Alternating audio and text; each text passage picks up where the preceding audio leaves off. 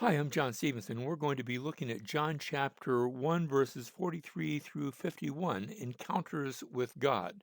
But before we go there, we need to go back to the Older Testament where we see some encounters of God back then.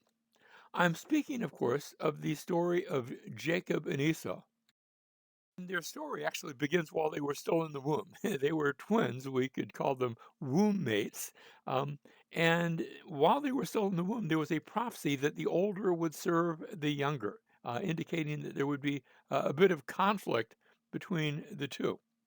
And indeed, when Esau was born, as the baby came forth from the womb, there was a hand behind him attached to his heel. It was little Jacob holding on to his brother's heel. They had an expression back then to pull their heel, or they would just shorten that, calling somebody a heel, in the same sort of way that we have an expression, he's pulling my leg. And it indicated this idea of tricking somebody or deceiving somebody. And so Jacob got the name Jacob, the way we say it in Hebrew, Jacob, and it means to deceive someone. Well, he was as good as his name. The boys grew up. There's an incident where Esau is coming back from a day of hunting, fruitless hunting, and he's famished and he can't wait to eat. And Jacob has placed himself there in the path with a bowl of red stuff. The name Esau actually means red. Um, and how would you like some of this great stew? And Esau says, I've got to have some or I'm going to die. And Jacob says, you can have it for the birthright. The birthright, that was huge, and yet Esau gives it away. And then again, Jacob shows himself to be the bargainer, the deceiver, when their father Isaac is planning on giving to Esau the family blessing. And Jacob inserts himself in front of blind Isaac, actually pretends to be Esau, uh, and puts on sort of an Esau costume and deceives his father, stealing not only the birthright, right, which he'd already done, but now the blessing from his older brother. As a result, Jacob was sent away from home because Esau was ready to kill him. And it was on his way that Jacob has a vision. The vision takes place at a place called Bethel, where it was a vision of a ladder reaching from earth all the way to heaven, with angels ascending and descending. Now, remember that because we're going to see that language here in our story with Jesus. So let's jump in. We'll leave Jacob looking at these angels going up and down the ladder. And we're going to come now to what I've called 4 days in the life of Jesus, although the first day Jesus wasn't even there or wasn't even mentioned. So the first day, John the Baptist speaks to a delegation that comes from Jerusalem about his earthly ministry. On the second day, Jesus shows up, but he's not talking, he's not acting, he's not really part of the story.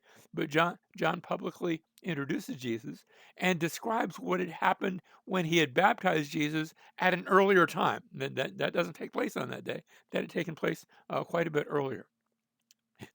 Excuse me. Then on the third day, we have John pointing out Jesus to two of his disciples, and they follow and they spend the day with Jesus. And they bring Peter as well to Jesus, and he meets Jesus. And now we come to the fourth day, one more encounter with Jesus. And this time it's going to be Philip, and he will bring Nathanael, and they will meet Jesus as well. So let's jump in, and our action picks up in verse 43 on the fourth day. We read the next day, that's the fourth day, he purposed, that is Jesus, purposed to go into Galilee, and he found Philip. So what they're doing is they've been by the Jordan River, uh, the southern part of the Jordan River, just before it enters into the Dead Sea. But now Jesus is leaving that area and he's going to go up into Galilee. In the next chapter, he will make it to Galilee. Actually, he'll be visiting a city there and going to a wedding, but we'll see that in a future class. And so he's headed into Galilee and he finds Philip. And he says to him, Follow me. And so Philip is going to be one of the apostles. He has a Greek name, so rather interesting. Means lover of horses. I'm not sure if he was around horses or anything like that. That was a common enough name. And so Philip, we're told, was from Bethsaida. Bethsaida is on the northeast side of the Sea of Galilee. There it is on our map. And we're told that was the city of Andrew and Peter. Now, that's not going to, they're not going to spend a lot of time in Bethsaida. Instead, they're going to be at a different city, Capernaum. But Philip was from Bethsaida, the city of Andrew and Peter, so they probably all knew each other because when I say city, this was really more of a village, and it means house of fish. It's not right on the water, but apparently they would catch fish and they would take it up to the town, about a quarter of a mile, maybe about half mile away.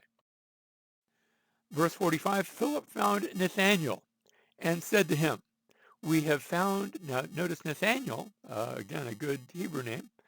We have found him of whom Moses in the law and also the prophets wrote. So here's one that was described in the Old Testament, but in Moses, in the prophets. And notice his name, Jesus of Nazareth, the son of Joseph. And so Philip is saying this one Jesus of Nazareth. That's how you would identify somebody, and then you would mention their father, the son of Joseph. He's the one that Moses talked about. He's the one the prophets described. Verse 46, Nathanael said to him, and Nathanael has a problem. Can any good thing come out of Nazareth? After all, Nazareth wasn't that major of a, I'm not going to say town, of a village. Nazareth was a little tiny place. One of the things that actually surprises me is that Nathanael had even heard of it. Um, and so Nathaniel automatically assumes, Messiahs don't come from a little place like that. If you had said Jesus of Jerusalem, or even maybe Jesus of Bethlehem, because at least there's some prestige attached to that city, but Jesus of Nazareth, that just doesn't work. And so Philip said to him, "Come and see." And so he has a problem with Nazareth, and he says, "Come and see." And I think that's such a delightful way to handle an objection to Jesus, an objection to the gospel. Come check it out for yourself, because Jesus is the best apologetic for Jesus. And so Jesus saw Nathanael coming to him and said of him, "Behold, an Israelite." Now, everybody in the story are Israelites.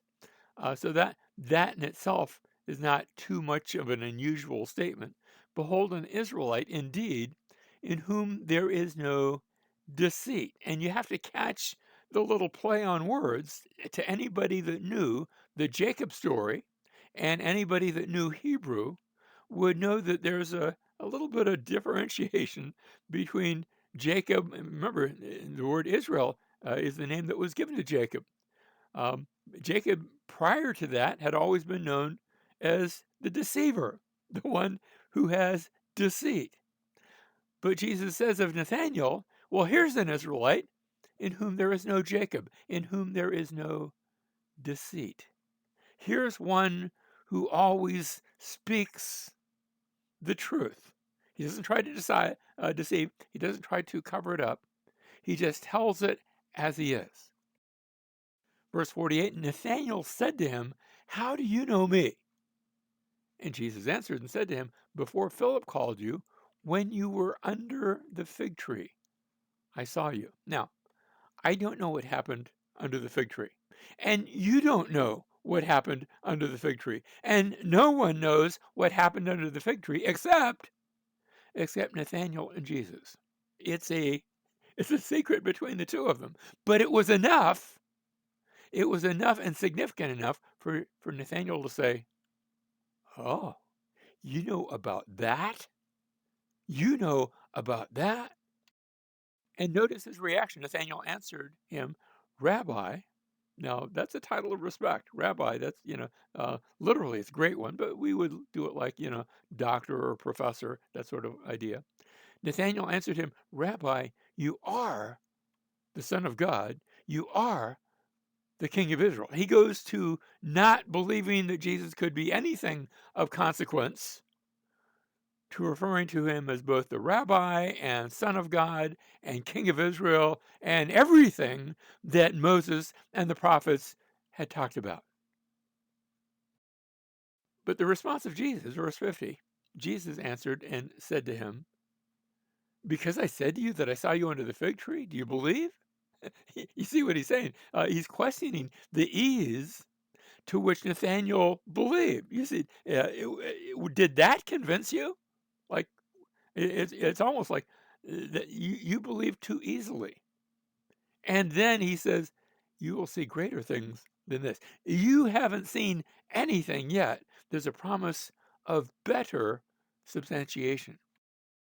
And here it is, verse 51. And he said to him, truly, truly, I say to you, you will see the heavens opened and the angels of God ascending and descending on the Son of Man. Remember the Jacob story?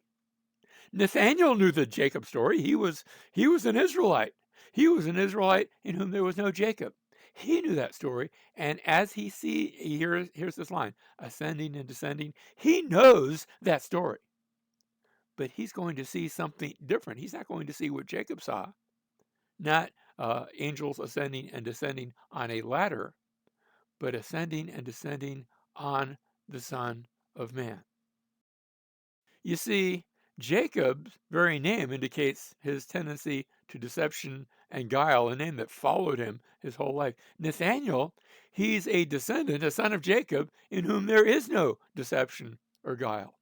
In Jacob's case, he had a vision. Nathaniel's going to see something. He's going to have a vision. In Jacob's case, he saw angels ascending and descending. Nathaniel is going to see angels ascending and descending as well. In Jacob's case, the angels had ascended and descended on a ladder. In Nathaniel's case, the angels will ascend and descend not on a ladder, but on the Son of Man. Do you see the point? Do you see the point? Jesus is the ladder. He's the connection between heaven and earth. If you want to get to God, if you want to have an encounter with God, you have to go through Jesus.